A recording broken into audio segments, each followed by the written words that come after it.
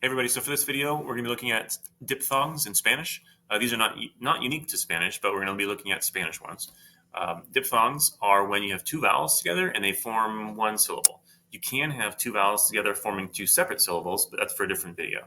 So for these ones, I've got a list of a bunch of different diphthongs for you. There are two types. There's falling and rising. And I've categorized them in the document you see on your screen, which, by the way, is available to you in the description of the video if you want to download it, print it off, take notes on it, whatever. If you need more videos from me, I do have a YouTube channel. Obviously, you're found it, youtube.com/Señor. Check it out for other stuff. If you have questions at any time, make sure you drop in the comment section. Also, before I start going through these diphthongs, maybe drop a comment in the comment section telling me why you're here. Is it because you're in college and your college professor's like, I need you to know what these are? I'm just curious. Before we start getting the list here, I want to put out one note to you, this one right here, that you and I are considered weak vowels. And the other three, A, E, and O, are considered strong vowels. And that will be important in helping you determining if it's a falling or a rising diphthong. So let's look at the falling ones first. If we take a look at them right now, you'll notice that on the falling ones, the second vowel is a weak vowel, and the first one is one of the strong vowels. So it's falling because the strong one kind of takes like the emphasis between the two, and then it falls down to the weak one. And you'll see the opposite in the rising. You'll have it start with the weak vowel and kind of work its way up to the strong vowel, so it's a rising one. We'll see them in the examples, okay? So the first diphthong is the AI or AY. Sometimes Y can work also in a diphthong. So those are pronounced baile, traigo, I. So the A to the I kind of goes I. So it kind of works its way down from the A to the E, I. It's not super pronounced, like it's not like E. It's just kind of like I, kind of goes down. That's why it's falling. Next one we have is A to U. So we got aplaudir and audaz. So first one was I, the second one was au. Third one we got A. So we got aceite, aceite, and seis, and rei. So aceite kind of goes A down like that.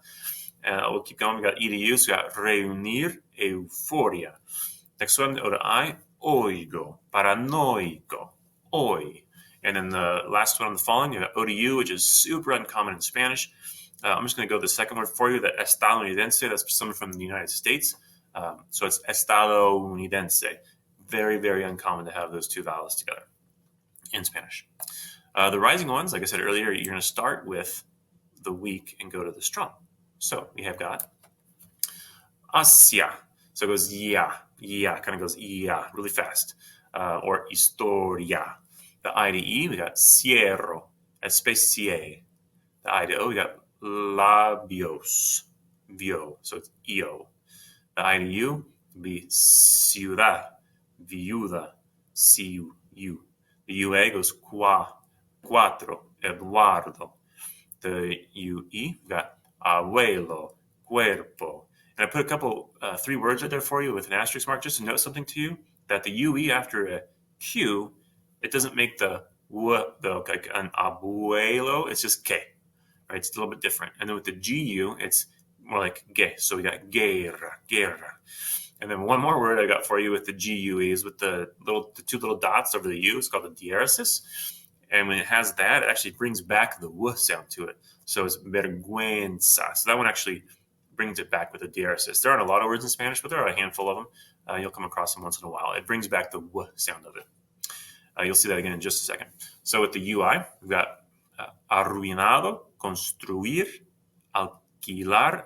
Oh, I put the asterisk next to alquilar and aguila because with those two words, it's kind of like the QUE ones or the GUE. It goes to ki and gi instead of the ui.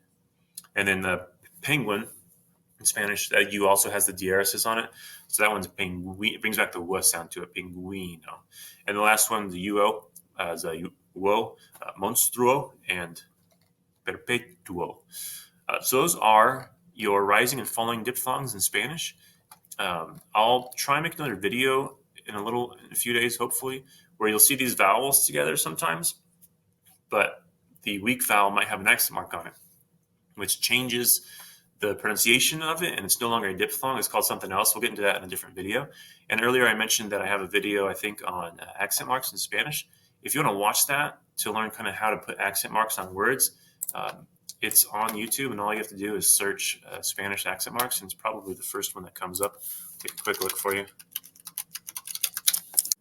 Yeah, so this one right here, this red one, it says Spanish lesson accent marks. That's my video. And if you want to get into like how to know when to put accent marks on words, knowing these diphthongs and then knowing the rules that I give you in that lesson go pretty well together if you want help on that.